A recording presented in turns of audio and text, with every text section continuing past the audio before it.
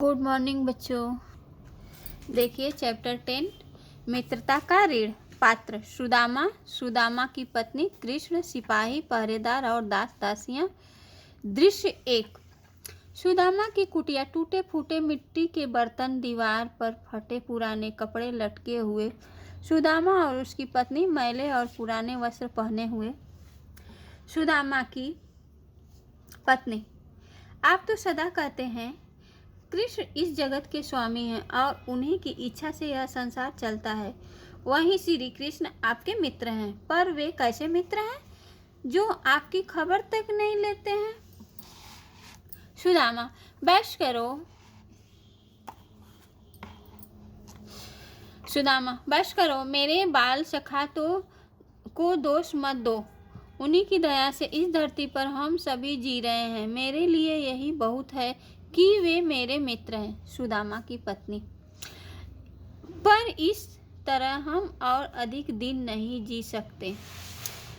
हमारे पास तो भोजन भी नहीं रहा। सुदामा, प्रभु जैसे रखेंगे हम रहेंगे। उनकी लीला बड़ी विचित्र है। सुदामा की पत्नी, नहीं, अब और देर करना ठीक नहीं है। आप उनसे अपना दुख क्यों नहीं कहते? अगर मुसीबत में भी मित्र सहारा नहीं दे तो मित्रता कैसी? मैं तैयारी कर देती हूँ। आप कल ही द्वारिका चले जाइए। पर मैं उनके लिए क्या भेजूँ? हाँ, थोड़े से चावल पड़ोसिन से मांग लाती हूँ। एक निर्धन मित्र की ओर से यही सुंदर उपहार होगा। दृश्य 2। द्वारिका का विशाल महल। बाहर प्रहरियों द्वारा कठिन पहरा। महल का बड़ा लौ द्वार। चारों ओर संतरियों की चहल कदमी। सुदामा मन ही मन सोचते हैं, हे प्रभु, इस राजभवन में तो कोई मुझे प्रवेश भी करने नहीं देगा। अगर मित्र से मिले बिना लौट कर जाऊंगा तो पत्नी से क्या कहूँगा? सुदामा जैसे ही द्वार के निकट पहुंचते हैं, द्वारपाल दौड़कर आता है। द्वारपाल, ठहरो, तुम कौन हो? किस साहस से द्वार के निकट आते हो? सुदामा, मैं कृष्ण का बाल सखा हूँ। द्वारपाल, एक बार अपनी ओर देखो। क्या तुम महाराज के मित्र हो सकते हो? शीघ्र ही यहाँ से चले जाओ, नहीं तो कारावास में डाल दिए जाओगे। सुदामा ऊंचे स्वर में पुकारते हुए, हे कृष्ण, तुम कहाँ हो? देखो, तुम्हारा मित्र सुदामा आया है। केशव, मेरे सखा, मेरी पुकार सुनो। श्री कृष्ण ने मित्र की करुण पुकार सुनी और द्वारपाल सुदामा को जैसे ही रोकता है, श्री कृष्ण नंगे पांव दौड़कर मित्र से गले मिलते हैं। वे बड़े आदर सहित सुदामा को राजमहल में ले जाते हैं। कृष्ण, इतने वर्षों बाद मेरी याद आई, कैसे हो सुदामा? सुदामा, केशव, तुम तो हृदय में रहते हो, तुम्हें भला कैसे भूलूंगा?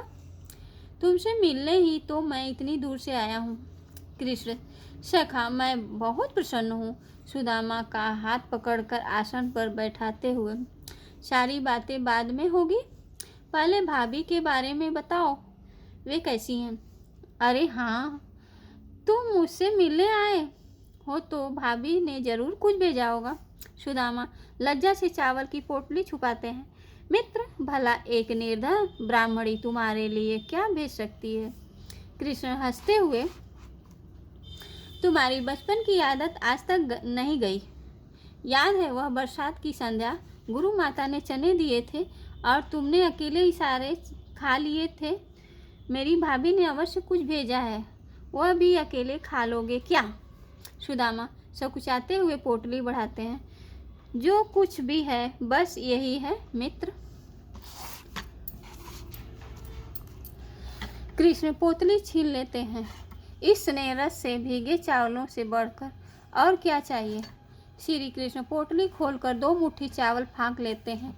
सुदामा सोचते हुए, मित्र को अपना कष्ट कैसे बताऊं? कृष्ण, किस चिंता में पड़े हो मित्र? आज रात तुम मेरे साथ ही भोजन और विश्राम करोगे। वर्षों की बातें करनी है। दृश्य 3। सुदामा अपनी कुटिया के सामने खड़े हैं, लेकिन देखकर चकित हैं कि उनकी कुटिया के स्थान पर सुंदर भवन है, उपवन है, दास दासियां दौड़ रहे हैं, रथ और घोड़े खड़े हैं। सुदामा मन ही मन घबराते हैं। मित्र से कुछ मांग भी नहीं सका, और अब तो जाने किस पाप का दंड मिला कि टूटी फूटी कुटिया भी चली गई।